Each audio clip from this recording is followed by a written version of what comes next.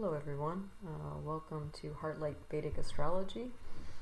So I was going to cover in this talk the Vedic Astrology or Jyotish transits, planetary transits, or Gochara for November 2022.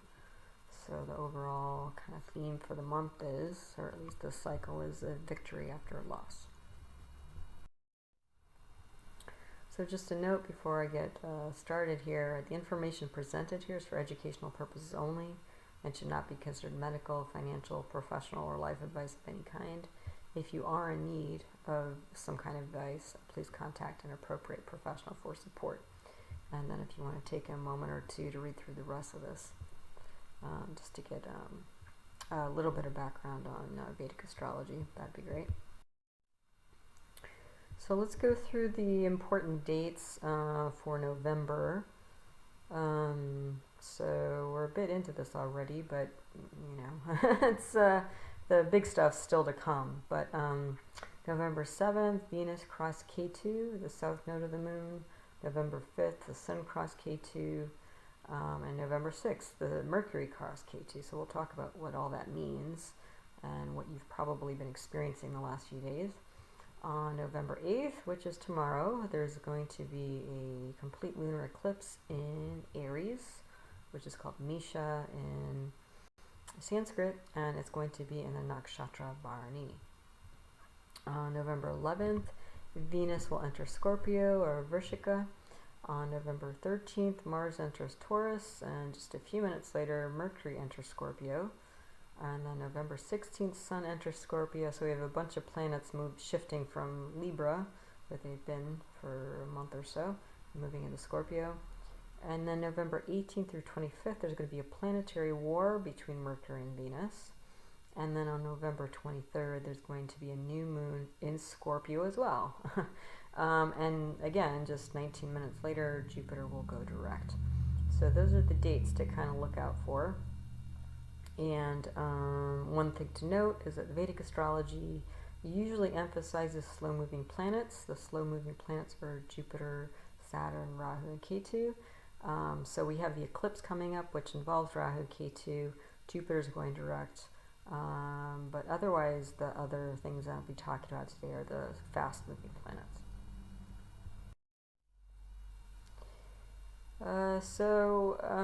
Before I get too far along, I just wanted to go through actually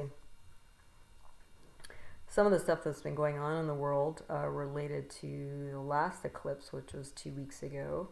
And some of the stuff that's been going on is that, one of the big things that's going on that's pretty obvious, like in the news, is that there's this big sort of carousel of people sort of shifting through the authoritative positions in the UK. So I thought I'd go through that a little bit and how it relates to the current sky patterns. So first I was going to talk about Liz Truss. She was PM, Prime Minister of the UK for, 40 days? Lasted. So let's look at that and how it kind of fits with the current sky patterns. She was born on July 26, 1975 in Oxford. I don't have an exact birth time. So since I don't, the closest I can come to finding I can't get a rising sign, but I can spin the chart to the moon and get some information about her that way. So this first chart here on the left, this is what we call her Chandra Lagna, or her moon rising chart. Again, oriented to the moon at the top of the whole frame there. That's considered the first house of kind of personality and personage, the first things you would sort of notice about somebody when you met them, for example. So let's look at that. In her Chandra Lagna, her moon rising chart, she is a Aquarius rising. And across the 1st and 7th axis, she has Moon and Venus. So she's actually probably a very creative person. Both those planets represent creativity.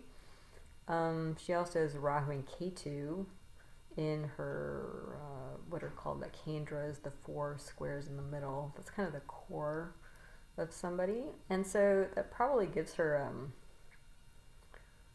at least a quirkiness or an unusualness or a bit strange. Sometimes it can indicate things like foreignness, like people who've, immigrated to another country.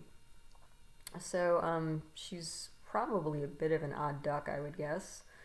In any case, what else do we see here? So we see Jupiter and Mars in her third house of communication. Jupiter and Mars together, when we see that in a chart, depending on where it is, it can indicate legal things, being a lawyer, that sort of thing. And it's those two planets are reflecting into her ninth house of authority, so in government. So law, government, that's what she's into. And then the Mars is aspecting 4 houses away into the 6th house.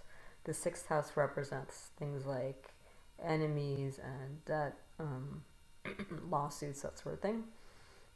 And in the 6th house of enemies, she has Saturn, she has Mercury, and she has Sun. So there's quite a bit going on there, plus this influence again of Mars. And what else do we have here? We have Rahu in the 10th house. So Rahu generally represents ambition. The 10th house represents career. So she's a ambitious sort of person. I'm probably going to say some confusing things today because, again, we're like heading into the eclipse right now. It's only a few hours away, and so that's all run by Rahu and Ketu, which indicate confusion. So I may say some strange things, and hopefully I'll catch them before this is published, but give me the benefit of the doubt. A little bit of leeway here. I'm doing this too close to the eclipse probably. But anyway, so Rahu, because Mars also reflects into the 10th house. It reflects 8 houses away into the 10th house. And Rahu is in Scorpio, which is ruled by Mars. That means that Rahu is going to project its energy 5 houses away and 9 houses away. So that also means that Rahu is going to project its energy into the 6th house. The other thing that's sort of interesting in her chart is that she's got what we call a parivartana, or an exchange of houses, between Saturn, which is in the 6th house, and Moon, which is in her 1st house, because I've turned this to the Chandra Lagna. So she's got all these planets churning away in her 6th house of, unfortunately, enemies. So that's not great for her. The other thing, although it probably makes her a strong person, but she's going to have a lot of opposition. Because every time, the thing is that even if these were benefic planets, to kind of, how would you say, cushion the blow, Mars, Saturn, Sun, Rahu, those are all malevolent planets, we call them. And the thing is, Mercury kind of bats for both sides, so it can be a benefic, it can be a malefic planet, but when it's crowded around by all these malefic planets, that's going to overwhelm Mercury. Mercury's going to kind of tip that way of all the malevolent planets. The other thing is the Moon, and her chart is actually fairly strong. It's just out of reach of a full moon, but it's a bright moon, so that's good. It's helpful. But the thing is, again, if Moon is buried in the 6th house with Mars and Rahu and Mercury and Sun, even if you swap out Saturn and Moon, that's still going to be a lot of pressure on her mind. So whenever, things heat up in her life, she may not have the mental stamina or fortitude to kind of work through all that. Let's just say that. So again, all this stuff, Moon is there, which is the mind. Mercury's there, which is decision making. So again, it seems like, when things gang up on her, people gang up on her, she might kind of cave to that. The other thing is Saturn is, just crossed into the 6th house. It's not even a full degree. It's Sunday, so Saturn represents stability. But it's not in a stable position. The other thing is that, again, the moon there. If the moon was there, if we swap out the moon with Saturn, it's going to be moving into a new moon, and new moons are not generally considered very strong. So she's going to be easily influenced by the things around her. She won't have kind of the sort of resilience, or how do we say? She won't really be able to stand strong within herself, when there's a lot of pressure around her, opposition. Let's just put it that way. So, and then the other thing, what is she going through? Oh, I put down here in the corner, left corner. So when she got the prime minister position, she was in Mercury, Venus.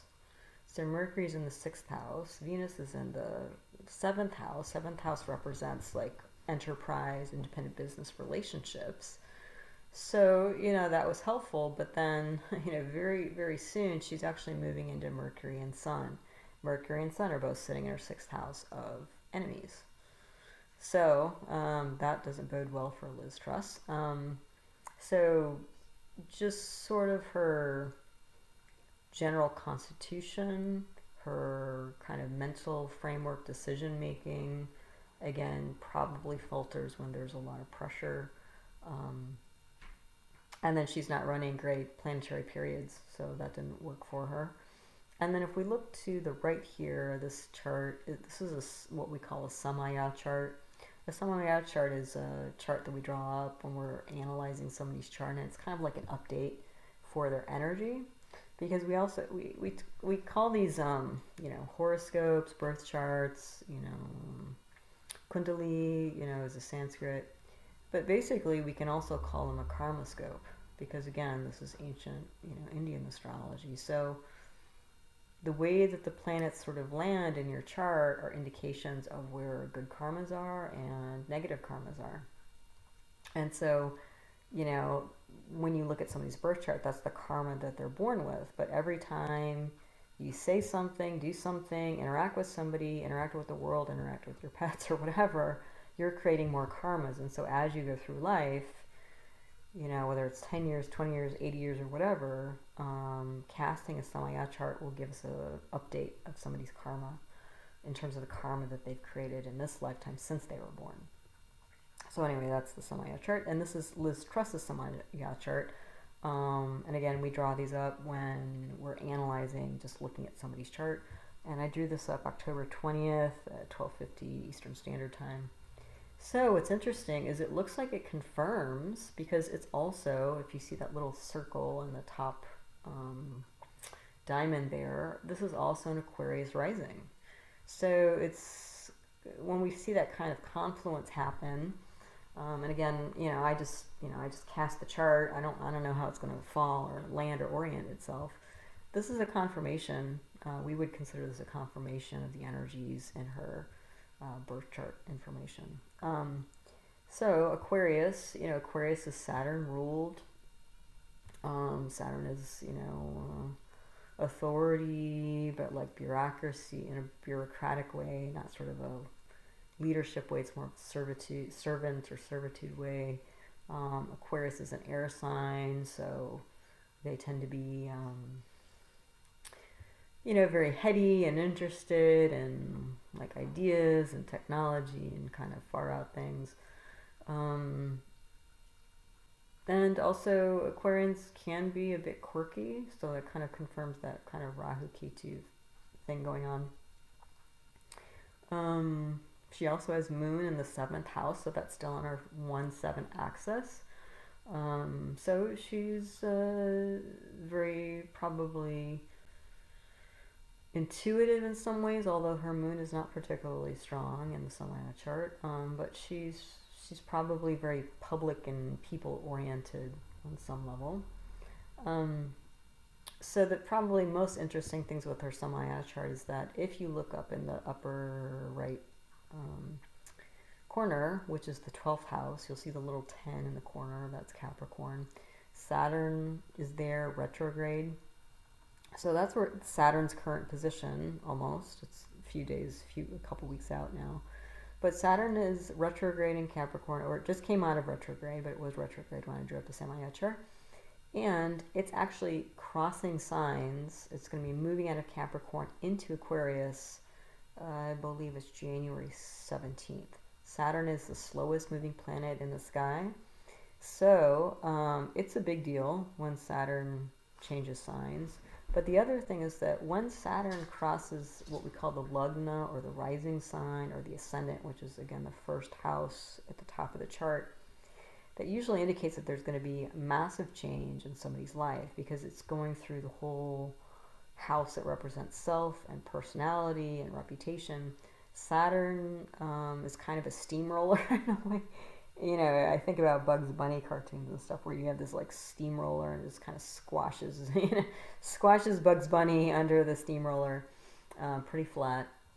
Saturn can do that, and it can bring a lot of difficulties and stuff like that. So, and the other thing is that if the moon is in Aquarius, that means that Liz Truss has been in what we call Sati Sati for the last almost 2.5 years. So Sati Sati is when the Saturn, which takes 2.5 years to go through a sign, when Saturn enters the sign before your natal moon, your birth moon, it goes through, and then it goes through another 2.5 years through the moon sign, and then it goes through the sign after the moon for 2.5 years. So sign before, sign of, sign after the moon, 3 signs, 2.5 years each. That means 7.5 years.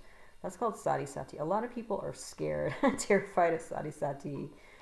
And you don't necessarily have to be, but it usually means a lot of change, and often a lot of change that you don't necessarily want from an ego, kind of personality point of view. Maybe from a spiritual point of view, it's all good, but since Saturn is going through her first house pretty soon, it's going through her moon. She's going through transformation already, even though we're about a couple months out. There is some overlap. It's not like a crisp date necessarily. You're probably, if you are in Sati Sati, going into Sati Sati, or ending Sati Sati yourself. So if Saturn is around your moon, you're probably feeling it. So if things have not been going well for the last 7.5 years, you might actually start to feel like things are slowly coming back to life. Typically, you can't always say, you have to look at somebody's chart to know exactly, or try to know exactly, how Saturn is going to play out in their life. But what seems to be common for everybody, regardless of the good or not so, what we would consider negative things that happen with Sati Sati, is that it changes things, and it often changes existing support systems. So what that means is Saturn goes through the chart every 29 years.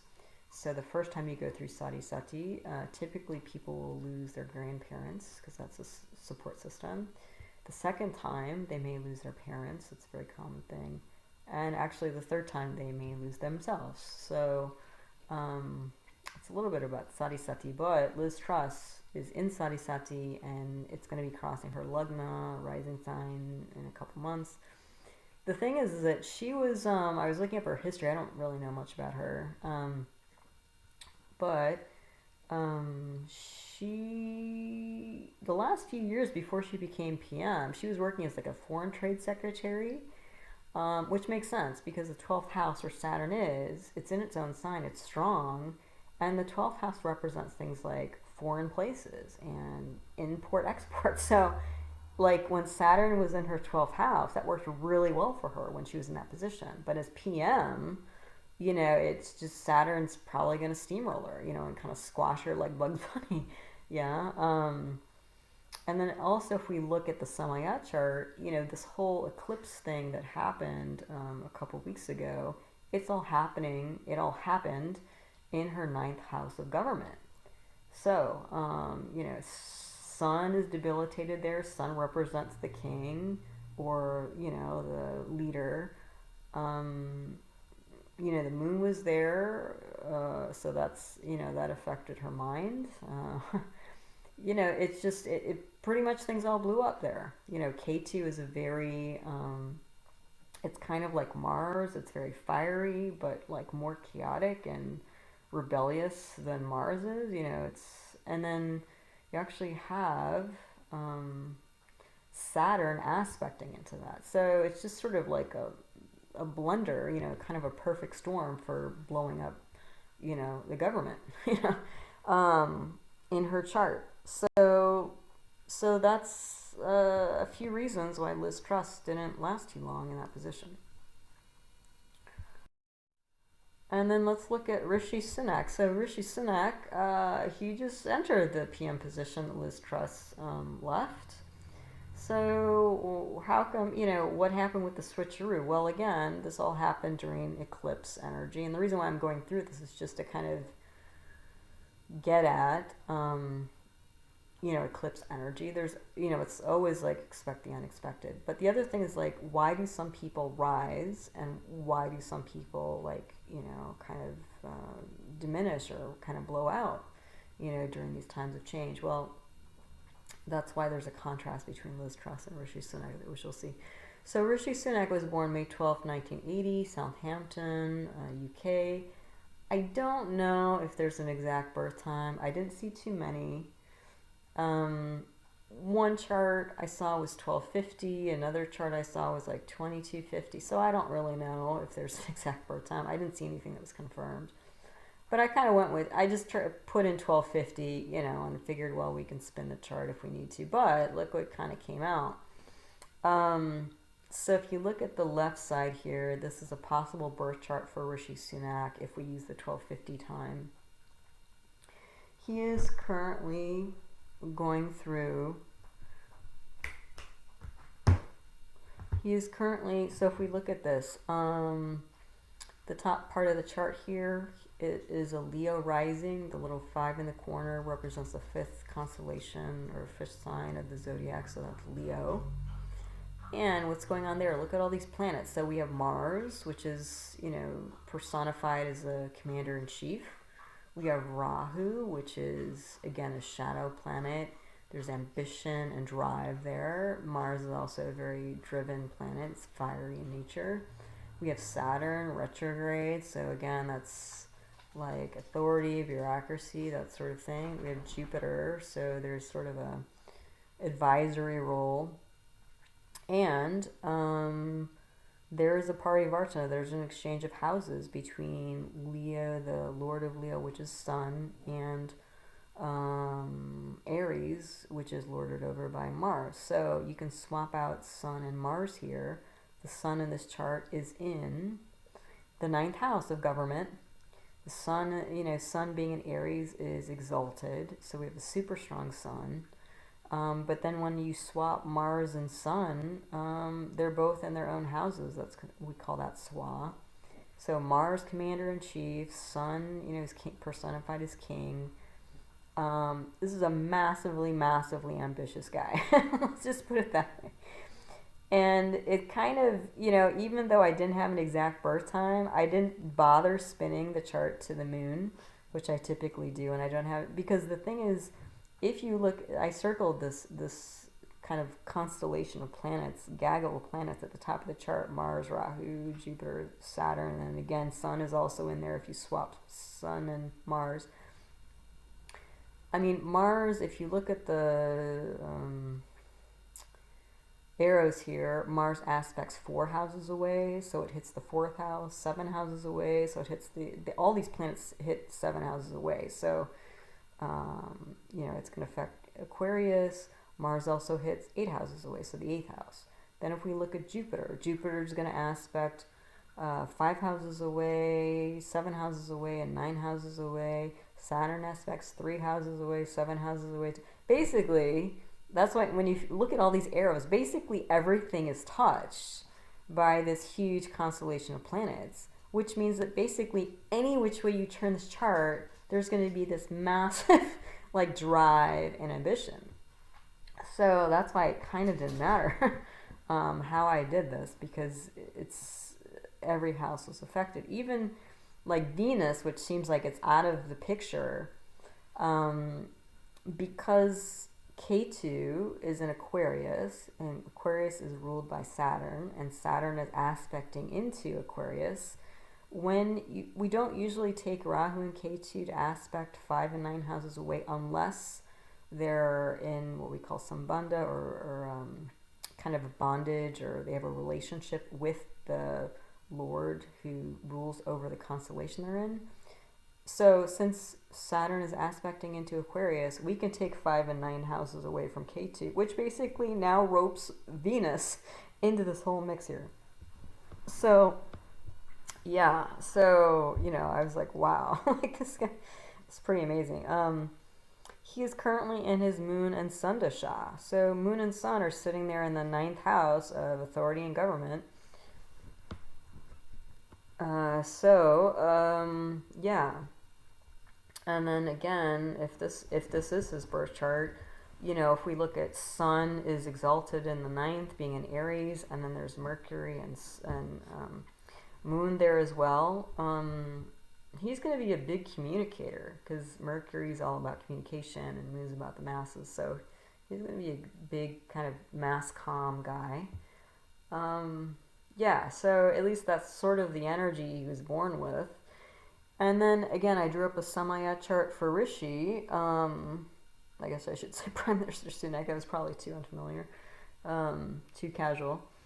I don't know exactly how it's done in the UK, but Mr. Sunak, we can call him. So when I did the Samaya chart, what popped up was that it oriented to Gemini being in the rising sign.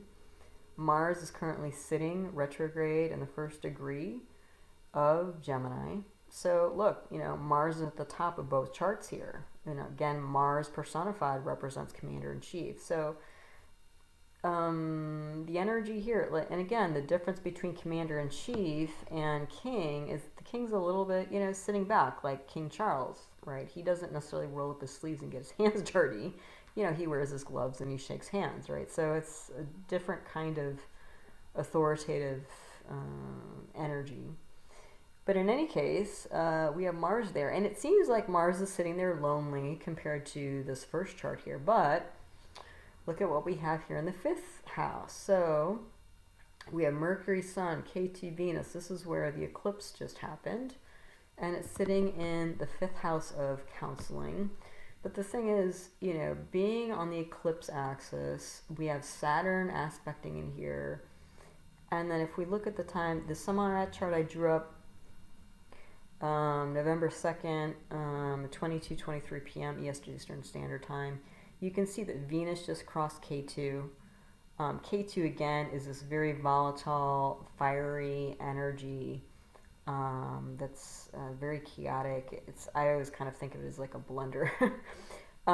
Venus just crossed there. Sun is about to cross, and Mercury is about to cross. And again, probably in your own life, there's some area of your life where over the last few days, when all these planets crossed K2, that it was sort of like boom was the first hit, and you're like, whoa, is this going to stand, whatever this thing is, stand, or is it going to survive, or, is it going to crash to the ground?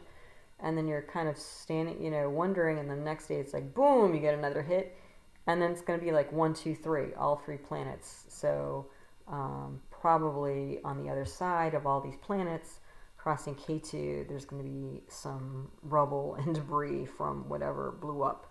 So, something probably blew up in your life in the last few days. And again, not necessarily for ultimately bad outcome, but it probably was pretty chaotic the last few days. So anyway, look, we have Venus in its own sign with K2, which again means we can take the 5th and 9th aspects of K2. So that means, if you look at the black arrows here, this whole chaotic eclipse energy travels up to the 1st house of personality. Mars is also, bringing chaos and instability, and that's pretty much what's going on. I mean, he stepped into a very chaotic situation. The other thing is Mars is in the 1st degree of Gemini. That's considered Sunday, a very unstable position, because again, the planet is attempting to stabilize itself in a new energy, going from Taurus, which is very, it's considered a fixed sign, it's very stable, even though Mars is in an inimical position in Taurus, but it is in Gemini as well. But it's going from like an earth sign, earth energy, to an air sign because it's moving to Gemini. So Mars is in the first degree. Also, the ascendant is in the last degree. So again, that's more confluence, we would say, of instability here. And then if we look towards, again, if we look at the 8th house, 9th house, 10th house over here, we have Jupiter retrograde in the 10th house. So that seems nice, but Jupiter's not aspecting, even though Jupiter's the great benefic and it's super strong, it's not aspecting any of this, chaotic eclipse energy. And Saturn is actually aspecting 3 houses away onto it. So Saturn is actually kind of submerging Jupiter into this whole kind of area or kind of energy of reconstruction. And Saturn, again, when we orient the chart to Gemini, the 8th house represents also deep psychology. So, the UK is going through massive transformation. And so is Rishi Sunak. I mean, to kind of step into this role of a PM. And what was I going to say here?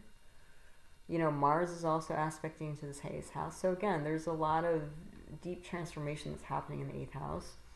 And also, if you look at the blue arrow moving towards the 9th house here of Aquarius and the moon, Saturn is going to be shifting into the 9th house of this Gemini-oriented chart in the middle of January.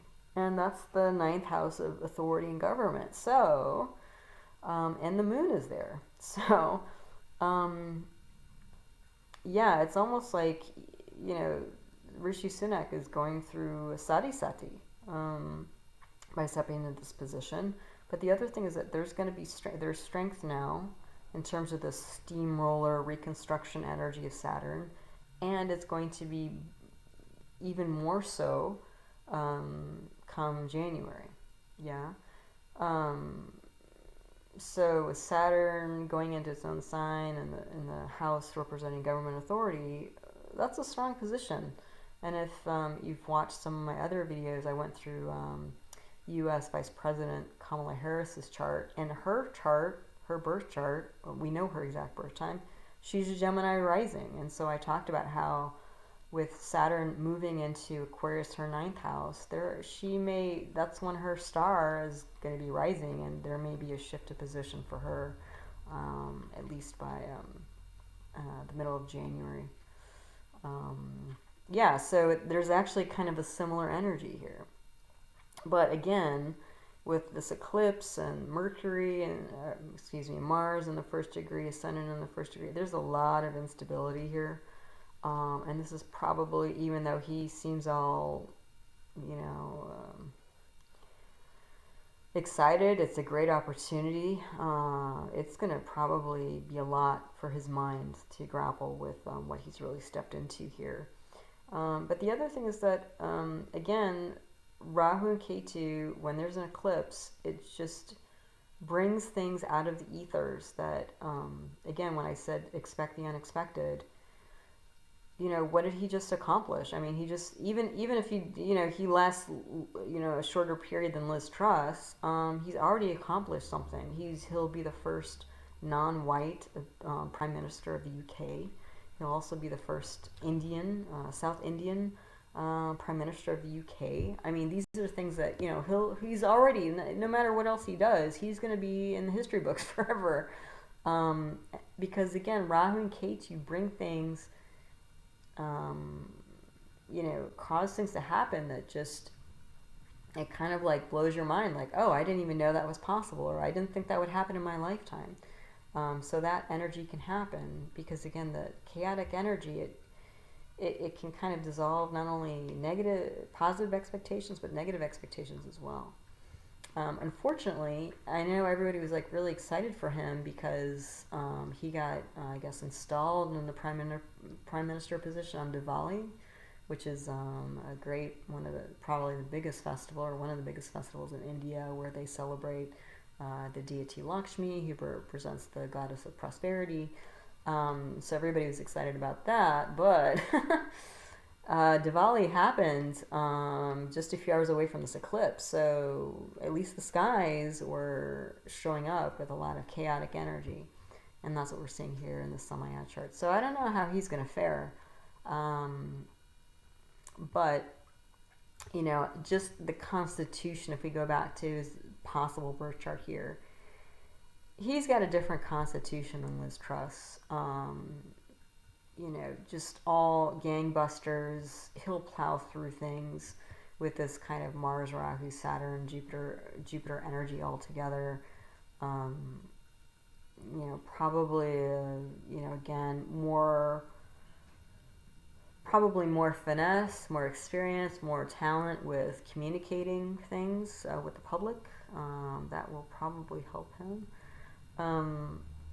So yeah, it's just and then again, he's going into Moon and Sun, so you know he's moving into planets that are related to government, and she, you know, the planetary period she was in was related to enemies, so basically people came out of the woodwork and kind of shot her down. So you know, whenever we look at somebody's chart, we want to look at who they are, what the potential is in their chart, but we also have to look at, you know, timing, so the planetary periods, and we also have to look at the context in which they're positioned. So that's, I also wanted to look at the UK itself. So you know, there's Liz Truss and there's Rishi Sunak, so they're individual players, but what about the field? Like what field, what kind of environment are these two people planted in? Yeah, so I was looking for a UK birth chart, and so the decision was like, which one do you choose? Because there are several. You could look at December 25th, 1066. That was an important date in, you know, establishing the UK as an independent nation. You can also look at January 1st, 1801, because that was important for actually unifying Great Britain. So, you know, yeah, so we can actually just sort of look at each of these a little bit. I didn't want to go too deep in here, but just to understand, like, you know, because also not only is the PM changing, but right, the Queen of England, who'd been queen for what, 60, 70 years, you know, she passed on. So there's a lot, you know, so just the UK in general, there's a lot of chaos going on and a lot of new authority, you know, pretty much all the authority, you know, kind of the whole authoritative structure in the UK is changing. So I just want to look at that besides looking at the individual players. So here we go. If we look at this chart on the left here from 1066, so the rising sign here was Pisces, ruled by Jupiter. Jupiter has gone to the 6th house of enemies. Let's see. This is the Chandra Lagna, so I turned it to the moon. So just a sort of general mentality in the UK at that time, sort of national thought, you know, collective thought. The moon is actually in the 7th house of independent business and relationships. Rahu and Saturn are there. So there's pretty, you know, again, a lot of ambition, drive. Saturn represents, again, bureaucracy, structure. What do we have? We have a Parivartana, exchange of houses between Jupiter, which can represent law. It's in the 6th house of, like, enemies, as I mentioned. And it's it can swap places with Sun, which is in the 10th house of kind of career and fame and reputation. So, and the Sun represents government and kings. So we can swap those two. And let's see, the 11th house represents income. This was interesting.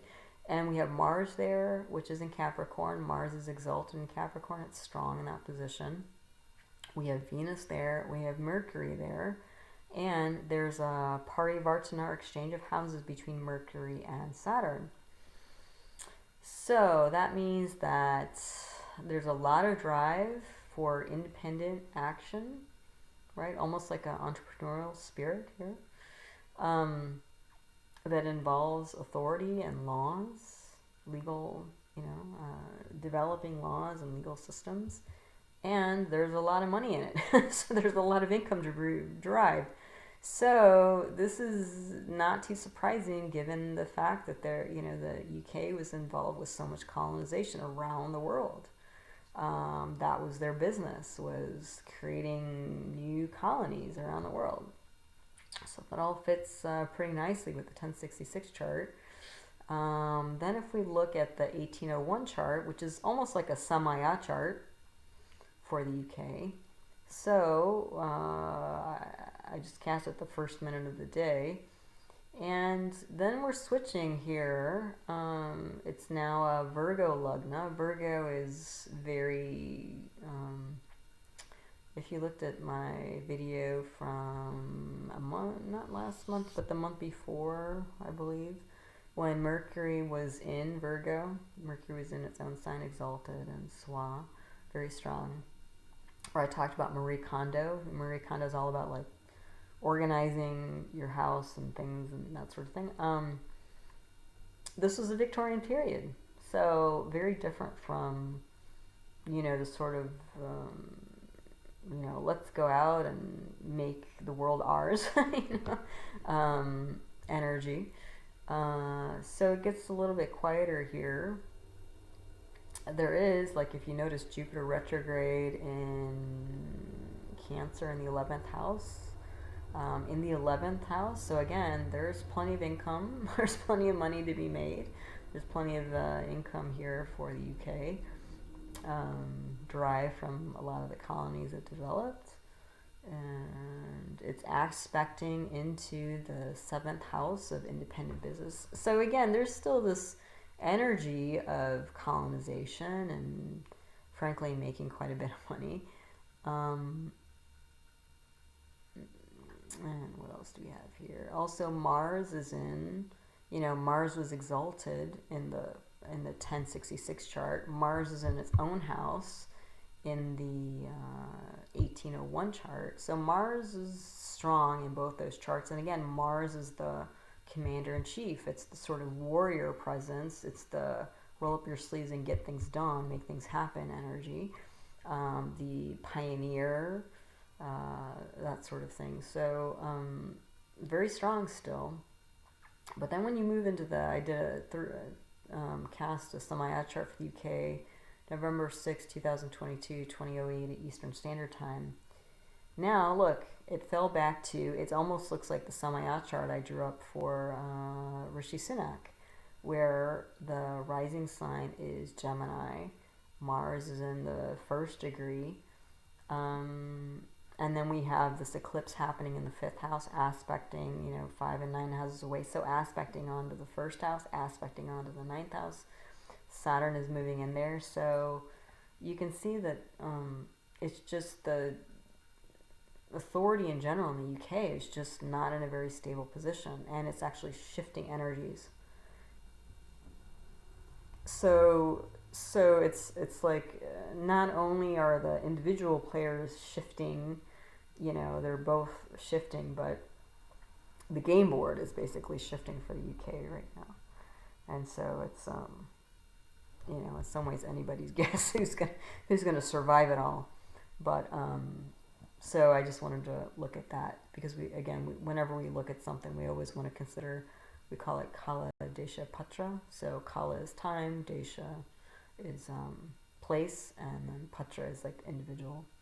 Yeah, because all those things matter in terms of whether something's gonna work or not, rise or not, manifest or not. Backing up a little bit, I mentioned, all these planets crossing K2. Just a few words about this since I sort of covered it. K2 is the south node of the moon. Similar energy to Mars, erratic, fiery, impulsive, chaotic, rebellious, forceful, violent. Not very stable or sweet. This is K2 energy. Unless it's in a good nakshatra or it's well placed, it can be well placed, and then it works a little bit better. But the nodes of the moon in general, they bring energy like unusualness, hiddenness, unexpected, They can indicate mental illness, addictions, hard to treat and diagnose diseases, viral infections. Again, they're shadow planets. They're not actual planets that you can put your hands on. They're calculations, and so they're just hard to pin down, exactly what it is. That's their energy. Again, November 2nd, Venus cross K2. Venus represents loved ones, spouse, partner, art, social grace, vehicles, and even, obstetric gynecological issues. So on November 2nd, probably one of these things in your life went wonky. November 5th, the Sun crossed K2. Sun represents father, authority, government, direction, purpose, general health, heart, brain, eyes. So this was kind of the second hit. And then November 6th, which is yesterday, Mercury crossed. Mercury represents friends, customers, aunts, uncles, communication, commerce, travel, technology, decision-making, analysis, peripheral nervous system, arm and shoulder, if you want to get to the medical indications. So again, it was like boom, boom, boom. It might have been something like kind of a breakdown in a relationship with, maybe a potential romantic partner. It was causing issues with, personal sense of direction, purpose, heart, energy levels, that sort of thing. And then maybe it was, causing so much disruption in your life that you ended up just deciding that even like a friendship wasn't really possible with this person. I mean, that's a way that this could show up. But again, there was probably some version of this, whether it's lighter or deeper, darker, depends on, how these planets work in your chart. But those are the last few days, the last week, you were probably up against this. And then the lunar eclipse coming up tomorrow, 6:02. Oh, this is when I drew up the chart. 6:02 a.m. 21:50. Yeah, so this is the exact time because Moon and Sun are in the same degree but in opposite houses. So the ascendant and K2 are in Swati. I talked about that last month. Swati is a nakshatra or lunar mansion. And the symbol of Swati is new grass in the wind. So it's a very delicate, fragile energy. Not very stable. So we keep hearing that today. Chaos and instability. But what's nice is that Sun, Mercury, and Venus are in what we call Vishaka. That's a lunar mansion or nakshatra. The symbol of Vishaka is a victory gate. So despite the new grass that started growing a few weeks ago and maybe, boom, boom, boom, you've had, somebody came and walked over your fresh grass and kind of stomped it out, that there's still something that came out of some sort of victory. Even if a relationship blew up, there was some sort of victory that was to be had. And maybe that was claiming your own authority. Because again, with the last eclipse, especially Sun was debilitated on the Rahu Ketu axis, eclipsed. Moon was involved, Venus was involved. So that could be a really, especially fragile time for authority, and looking at authority and abuses of authority, and being an authority in your own life, that sort of thing. There are deities associated with the nakshatras. For Vishaka, the deities associated are Indra and Agni. Indra is considered the chief of the gods, and Agni is a fire god. So, if in the last few days you needed to kind of dig deeper to pull out a more powerful version of yourself, a more empowered, bold, courageous, because again, that fire energy, it's like standing in your own authority and just saying, we got to cut this out, or this isn't working for me, or I'm done with this, or whatever. That's important. And so, but the thing with Vishaka, that nakshatra, is that even though the goal can be obtained and victory can be had, there's usually collateral damage. Because sometimes there's so much energy, so much direction towards the goal. Is like, the some relationships fall to the wayside because they almost sort of get in the way of the goal. And so sometimes when there are planets in this nakshatra, you'll see it's almost like an end justifies the means type energy, dictators. You know, if you get some malevolent planets here, sort of dogmatic aggression, you might actually end up alienating people or your audience, you know, if there's too much malevolent energy, too strong or too chaotic here. So again, the goal will be reached, victory will be had, but at what cost? Yeah. Let's see, Moon and Rahu are in Bharani, so they're in Aries. The symbol of Bharani is a yoni or uterus, and the deity associated with this nakshatra is the god of death. So uterus, we're talking birth and death. It's like a new cycle, and especially since the moon is going to be full at this time, the moon's going to be strong, and usually when the moon is full, it's almost like it's just, you know, as full as it's going to be. There's as much juice as there's going to be. I think there's even, don't quote me on this, but I think it's even true that like actually there are more births, like literally more women will give birth, because again it's almost like the tide, you know, like the moon makes the tides rise, you know, in the ocean. It also like brings fullness to things, and so there are more births, like more children are born during full moons, I believe, but double check that. So what's the, you know, what does all this Bharani energy indicate? So change from within, sudden birth, personal breakthroughs, moral revolution, social transformation. So again, there's chaos but newness too. But there's also like, you know, it's the uterus, right? So it's like maternal love, nurturing, creativity, film industry. That seems a little bit random right now, but maybe not, because again, Rahu and Ketu indicate photography and film. So maybe somebody's birthing a new movie right now. Children, hospitality, and people in power. So yeah, let me just see, make sure. If we look at the chart here, so yeah, so again, this eclipse is happening in Aries, and on the Aries Libra axis, so you probably want to find out where that is on your chart. You can get a copy pretty easily for free on the internet and a bunch of places. I just want to make sure I covered everything. Jupiter, again, it's super strong, but not touching any of this, so it's out of the picture. Saturn is very strong.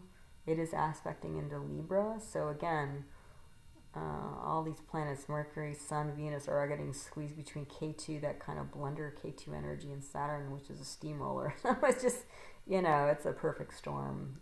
Things are going to get sliced and diced and reshuffled there. But something new is coming out of all this. Mars is, again, in the first degree in Gemini, out of the picture, but it's not detracting, but it's not adding anything, because it's sort of in the corner, maybe on its own, but it's not stable either. So yeah, so expect victory, but maybe again with some stepping on of toes, if not potentially worse. Again, if you're doing your spiritual practices like they typically recommend, that may help a bit.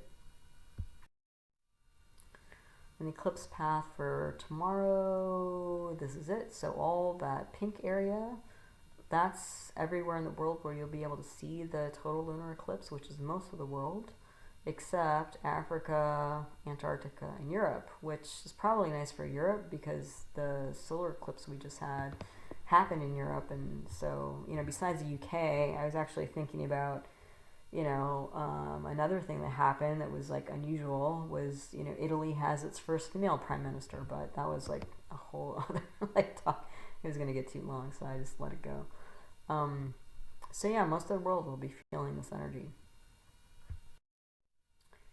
General advice for an eclipse, usually not best to start anything new. It's unless you don't mind not having a happy ending, because again, there's just so much you know, chaotic energy. You never know what to expect, and so that roller coaster ride will carry through the life, however long the enterprise lasts. Which, might be your thing, which is cool, but, if you're looking for something, a smoother ride, it may not be the best time to start something. You don't want to fight it. You can't outrun your karma, but you might want to take it easy, lay low, take your foot off the gas rather than rush through and try to get things accomplished right now. We Vedic astrologers don't recommend looking at the eclipse because, again, that's a lot of chaotic energy you'll be taking into your system, your energetic being. Like in India, during eclipses, they typically close temples because they don't want all that chaotic energy into their peaceful space. Best to do any sort of meaningful spiritual practice like prayer, meditation, chant mantras, clean and organize, make things sattvic, so very high-minded, spiritual, like how do we clean up our environment and lift it up, rather than have it be very, what we would say, rajasic or material-minded, or tamasic, which is more of a stuck, stagnant energy. Like how do you, kind of feng shui, like lift the energy of the place and organize it and make it clean and crisp and pure, right? It's kind of if you can try to attempt that during this time, that's great. Kind of counterbalance some of this, chaos. Some people like to fast. If that's medically okay for you, you might consider that. Typically during this time, people will dream more or become more intuitive. And that's thought that it's due to sort of this thinning of the veil between the spiritual and the material world. It's also part of the reason why souls, I find in the newspaper, like a lot of people, you just start reading like one person after the other has passed away, like celebrities, or one after another, like, celebrities are having kids or something like that. Like, again, souls are coming and going through that veil during this time. And during a solar eclipse, you might feel like your battery has died because, again, the sun, which powers energy through the whole universe, or at least our universe, it's like getting unplugged. So you may literally not feel like doing anything around the time of an eclipse, a solar eclipse at least. Lunar eclipse is a little bit different. So, after the eclipse tomorrow, then what's coming up is all these planets are entering Scorpio Vrishika. On November 11th, Venus will enter Scorpio first.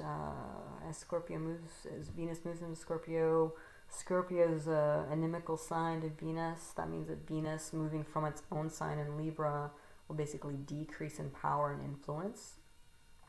At least last time Venus was in its own sign, even though it was combust. So there was still some, because it's a benefic planet, there's still some probably smoothing out of whatever blew up during the last eclipse.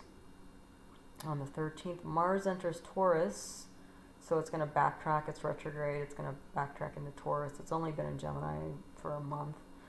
And then just a few minutes later, like half an hour later, Mercury enters Scorpio. So with Mars entering Taurus, it's actually potentially helpful, because if Venus is in Scorpio, which is ruled by Mars, and Mars is in Taurus, which is ruled by Venus, what that means is there's a parivarta, there's an exchange of houses again. So that makes both planets stronger, even though they're both in enemy signs, which is good. It's helpful. So it's going to increase the power of both Mars and Venus. So even though it looks like both of them are entering enemy signs, they're actually reciprocal. They're reciprocating each other, so they're actually both going to be more powerful than they look like initially. Mercury is in Scorpio, is in an enemy sign, so Mercury's power is going to be decreased. So Venus and Mars, we're talking initiative and arts, rationality, decision making, logic is not going to play so much of a part this time. And then on November 16th, Sun enters Scorpio, which is a friend sign. So Sun is going to gain some power. It's going to come out of debilitation. It was really kind of, trashed, trashed while it was in Libra. But again, it should be, coming back to life. And just a few words about Scorpio, because all these planets are in Scorpio. And we're going to have a new moon in Scorpio at the end of the month. So what is the world of Scorpio? Because that energy is going to, influence all of this. It's sort of the playing ground or the battlefield or the game board, if you will, for all the planets for the next month. So Scorpio is ruled by Mars. Mars is a fiery planet. It's independent, it's erratic, it's take charge, pioneering, rebellious. So the world of Scorpio, especially if you're like a Scorpio Lugna, you're probably on some level a troublemaker. You're not going to be a passive, sweet little passive compliant type. Scorpios, they're a fixed sign, and since they're a fixed sign, they can get kind of stuck in their ways, a bit rigid, almost like the exoskeleton of a scorpion insect. But they typically tend to be involved because Mars is all about newness and innovation and adventure and that sort of thing. They're typically interested in transformation. They're often interested in things like, poison / medicine. Poisons were medicine or can be medicines, depending on their dosage and usage. Just like a scorpion has poison in its tail. They're, interested in like 8th house matter. So the 8th house, because Scorpio is the Lord or the 8th house in the natural zodiac. The natural zodiac means that it's the zodiac that really represents the whole world, where you take the first sign, which is Aries, and you put it in the first house.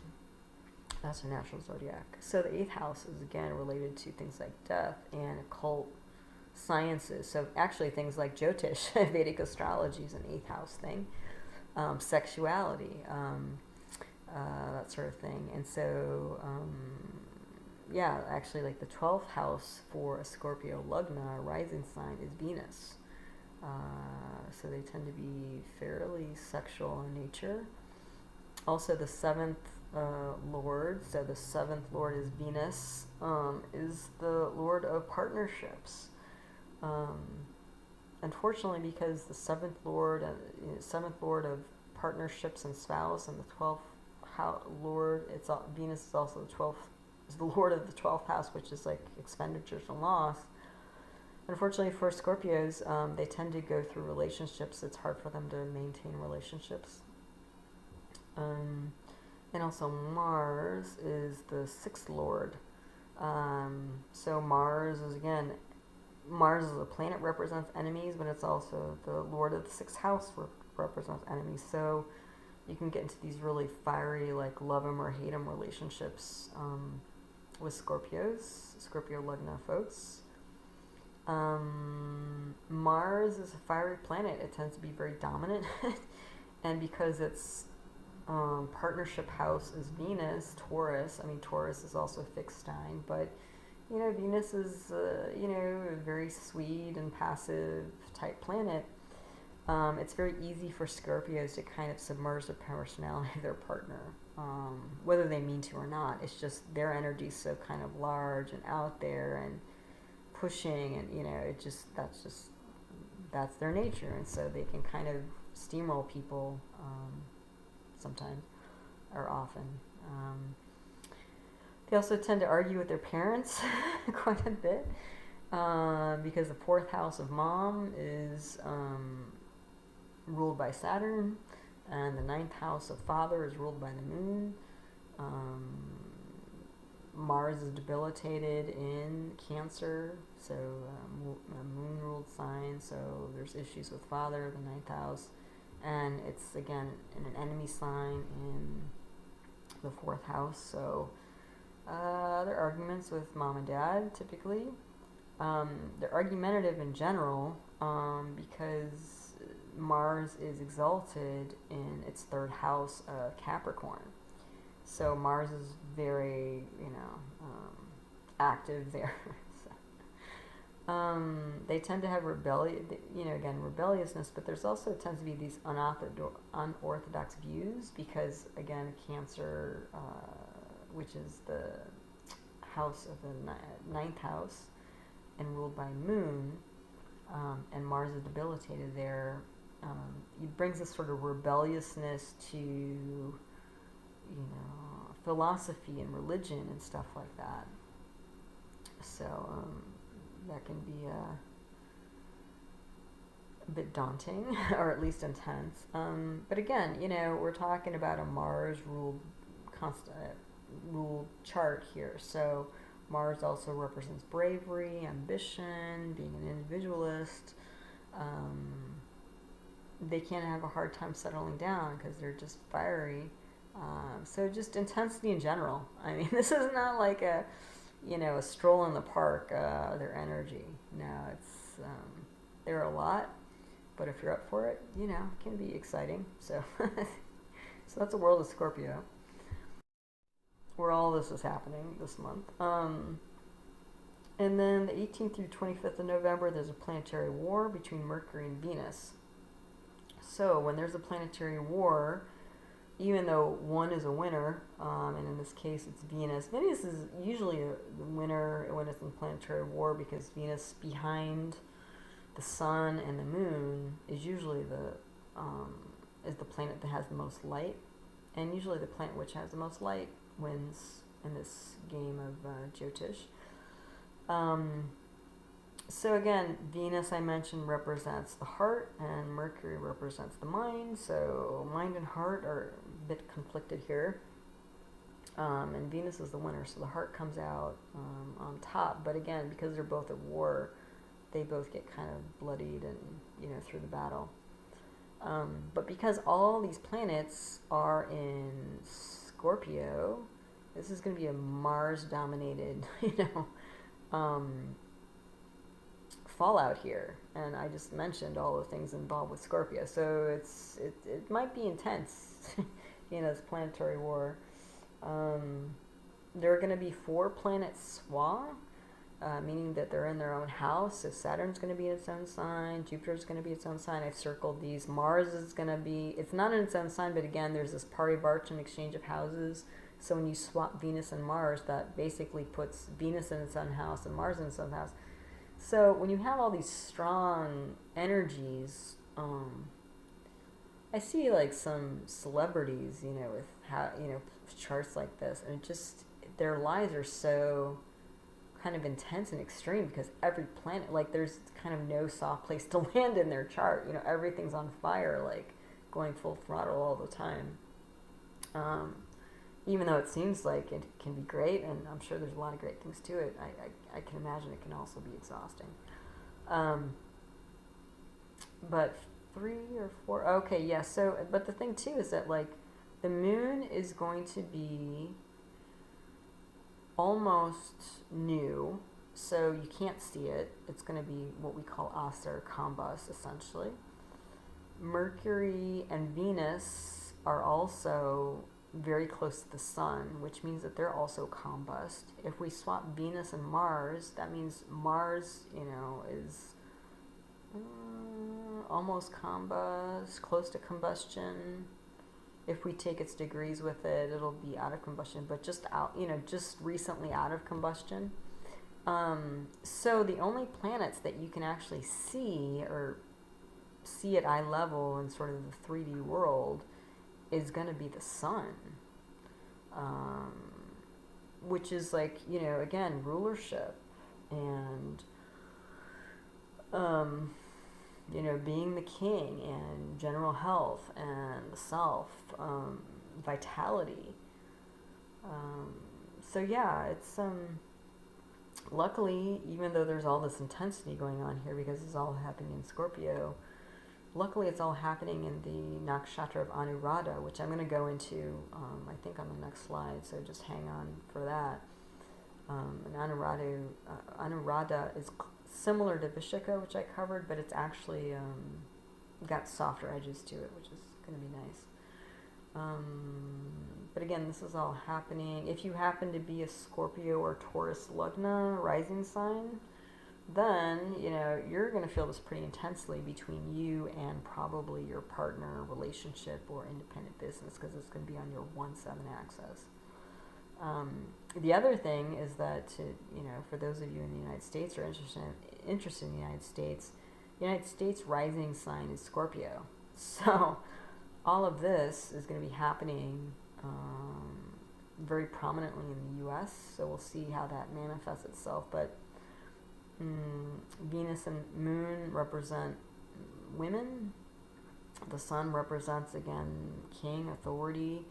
You have Mars here, so commander-in-chief. So there may be some really important things happening with women in leadership positions.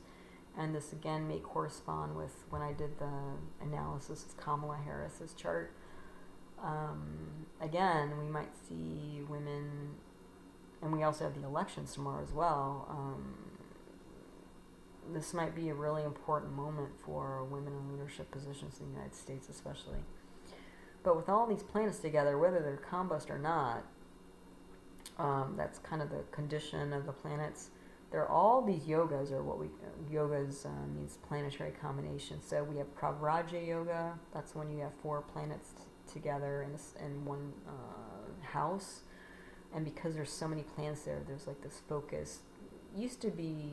Can be spiritual, but in modern days it's sort of like a focus. So like if it's in the 10th house, then the person might be like a workaholic, because there's 4 planets there, half the planets. There's 9 planets, 4 out of 9 planets in one house. It's like, the house is always lit up. The lights never go out there, pretty much. We also have a Parivartana I mentioned, exchange between Venus and Mars that makes both of them stronger. We have a Hamsa Yoga, which is Jupiter in its own sign. Jupiter in its own sign brings out even more the qualities of Jupiter, which can be benevolence, teaching, spirituality, spiritual guidance, that sort of thing. A person with a strong Jupiter in certain houses in their chart will have those sort of qualities themselves. And Jupiter is actually aspecting onto this planetary war, so that's kind of nice. That should take, again, some of the edge off, which is nice. We also have Venus, Mercury, and Jupiter in certain houses, which represent what we call Saraswati Yoga. So there's some sort of which indicates like artistry. We have Kalasarpa here. Kalasarpa is when basically all the planets are on one side of the Rahu-Ketu axis. Rahu and Ketu are 180 degrees apart from each other. So when you have all the planets on one side or the other, that indicates, like, again, more intensity, more ambition, sometimes chaotic energy as well. So that's part of the mix. We have a bunch of what we call DKA yogas, or Dharma, Karma, Adipati yogas, which are what we call Raj yogas, or sort of kingly yogas, but not like an actual king, like King Charles, but more of it brings status and fame to people. Not always money, but status and fame typically. So, if you're a Scorpio Lugna, the end of the month might be looking pretty good for you. You might get some really good news about, I could see this, especially since Sun is going to be the most sort of obvious, evident energy in the mix. I could see somebody with a Scorpio Lugna getting like a promotion to some sort of leadership position, like chief of their department or something like that. That could very easily happen with the way things are lining up. Also, there's a bunch of wealth yoga. So I talked about like Hamsa yoga and DKA yogas and stuff like that, which bring status and fame. But there are also Dana yogas in here, like when you have Moon and Mars in certain positions together. That's called a Chandra Mangala yoga that indicates wealth. The other thing is that Mercury, which is the lord of the 6th house of like income and easy money, that's in this whole mix here.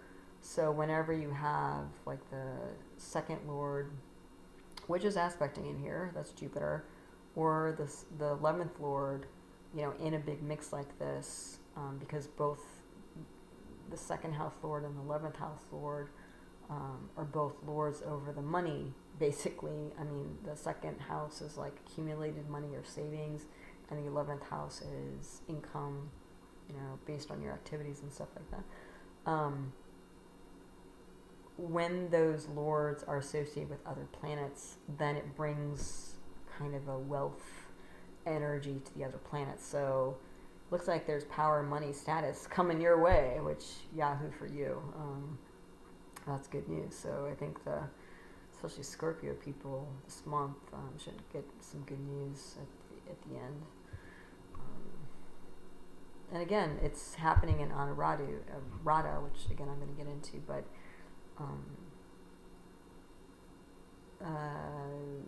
less likely to sort of get jealous stares, people backstabbing you because you've moved up in life and in the world. So that's kind of nice. So here we go, and then after this, or in the middle of it, November 23rd, there's going to be a new moon in Scorpio, more energy there, and Jupiter's going direct 19 minutes later. So we get the new moon, and then boom, Jupiter goes direct, it's moving forward. So whenever there's a new moon, it's basically a new cycle, monthly cycle. It's sort of, you can kind of think of it as a good time to plant new seeds. And then as the moon gets fuller, it waxes, it gains in energy and light. And so you'll see over the next 14 to 15 days until it gets to the full moon phase and then starts waning, things will kind of grow and rise. It's almost like if there's a plant, like you see a little sprout, and then within a week or two, like you actually get the flower or the fruit, that kind of thing. And then Anuradha, I've mentioned briefly in passing, but let's get into it a little bit more. So it's a lunar mansion, and if you're not familiar with nakshatras, there are 27 of them.